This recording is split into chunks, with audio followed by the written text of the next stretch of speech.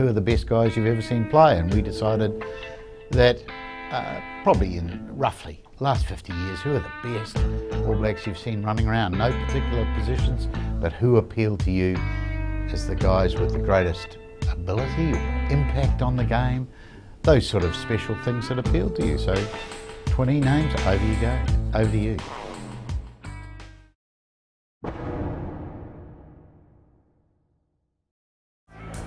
Zinzan, Brooke with a drop goal. Is that there? That's a magnificent kick. Well, can you believe it?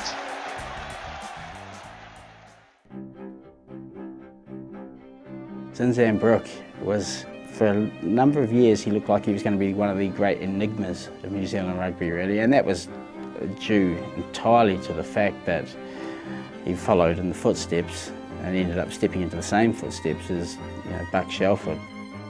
Brooke, to his eternal credit, won us over just by sheer brilliance. I mean, the guy was a monster off the back of the scrum. He was very, very difficult to stop behind the advantage line. What you remember Brooke for is the extras he brought, and not just talking about drop goals from 45 metres and sort of World Cup semi-finals. Zinzan, Brooke with a drop goal. Is that there? That's a magnificent kick. Well, can you believe it? He could throw spiral passes with both hands, he could throw reverse spiral passes, he could grab a kick, he could cross-field kick, and we obviously saw he could drop kick. I mean, it was probably to his eternal regret that he was never a team's principal goal kicker, because I'm sure he would have backed himself to do that. I've got a lot of admiration for the way he dealt with everything that surrounding the whole bring back Buck.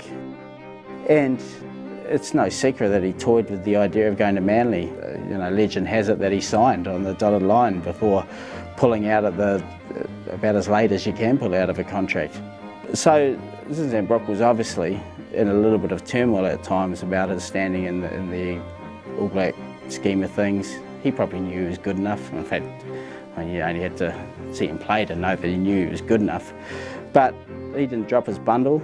He came back and ended up playing 50-something tests for the All Blacks. Just an extraordinarily competitive guy and an extraordinarily gifted guy, and one of the great world number 8s.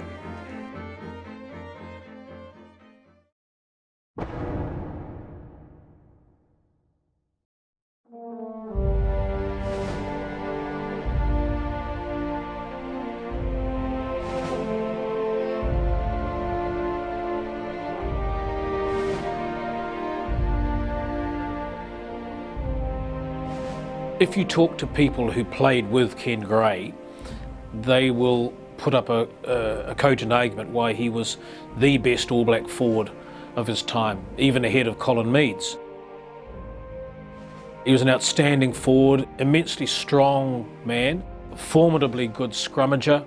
There was nobody better at number 2 as a jumper in the line-out. Very good around the park, good pair of hands. He's an interesting character from a couple of perspectives. One is that he never made his first 15 at high school. He also was a lock for a period of time until he was moved forward into the front row, and of course he never looked back from there. This was an era when there were no beg your pardons. You didn't say don't do that. You tended to take more direct action.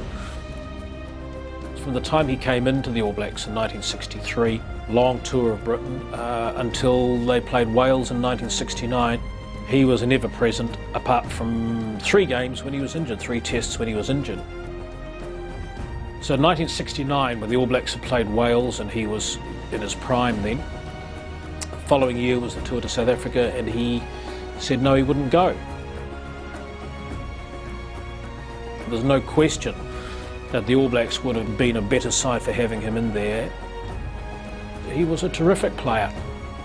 He was big and strong, didn't take a backward step, so he was truly an All Black great.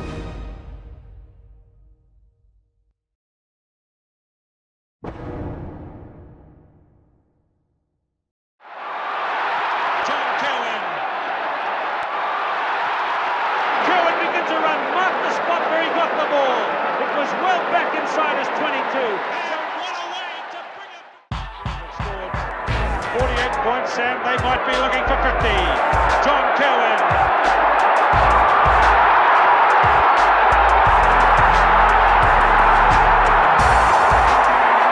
And what a way to bring up 50 points in an Rugby test for the first time. The guy was just a raw athlete, wasn't he? All power, big man, moved at thunderous speed again. Agile off either feet, sidesteps, good fend, enormously difficult for traditional little wings to hold. And he was a huge weapon for the All Blacks. He kind of was a prototype for Lomu in many ways, in that he was a bloke when you looked at him, you thought, gee, this guy must be a blindside flanker or possibly a smaller lock. And here he was playing with a 14 jersey on his back. He could play though, and he was spotted out there as a teenager by a number of influential Auckland rugby people who suggested to John Hart that he should perhaps go and survey this bloke and see what he could do. And Hart looked at him and said, quite like that idea, plonked him in the team. He had his difficulties as well, didn't he? I mean, Achilles tendon surgery and battles with depression that we didn't know about early on, so he was overcoming all these sort of things. This is the butcher boy from Mangere, a very, very well-rounded, well-spoken, caring man, John. A lovely fellow, and it's just neat to run into him every now and again around the world while he's coaching these days Japan, but has been coaching Italy and all around the world, and has ideas, I believe, of coming back to coaching New Zealand at some stage. But he's just so passionate about the game. Whenever you see him, he's always got time to talk about the game.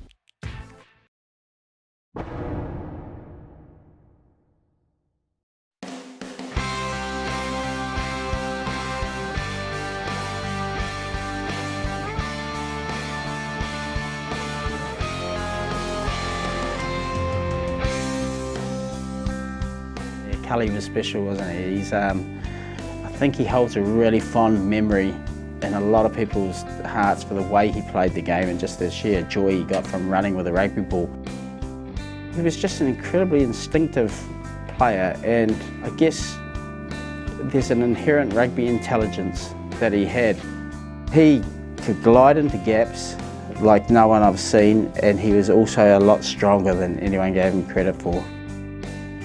I mean, that's why he made the game look easy, because people thought they had him, and his strength combined with pace enabled him to beat players and make it look easy.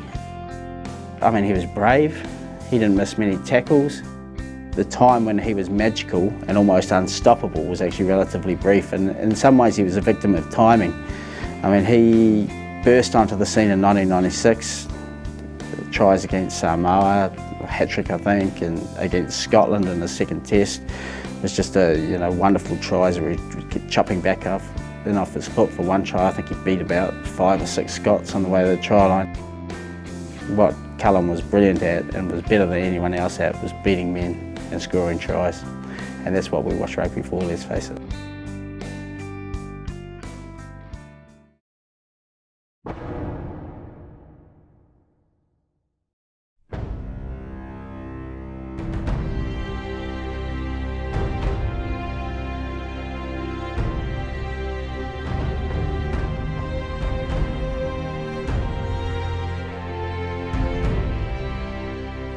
There's something special about the black number 7 jersey.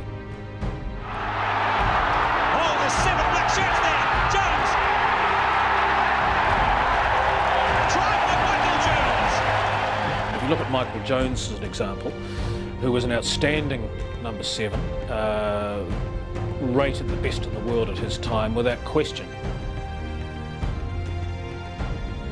Michael Jones was first and foremost a terrific athlete. He came to prominence. It was interesting, he came to prominence when he scored 3 tries for Auckland against South Canterbury. And within a year there was an All Black trial at Whangarei for the first World Cup. He'd never played a test, and yet the interesting thing about that was that it was regarded as a given that he would be in that squad. I remember being in Whangarei, there was never a debate of well, will Jones make it? Will he not? Is he a bit young? Should they leave him for another year? It was never a question of whether he would be in or not. He was in, simple as that. He could jump at the line out, he was fast off the back of the line out, if he made a break, if he took a short pass. I remember one vividly against Australia, took a short ball off a ruck and he was gone. He was through a gap before anyone had blinked. And he was just a terrific player, terrific force. He had a saying that when he was asked about the bone-crunching qualities of his tackling, and what did he make of it all, and did he enjoy tackling, and did he ever feel about anything for the opponent as he was being put down, and he simply used to say that it's better to give than to receive.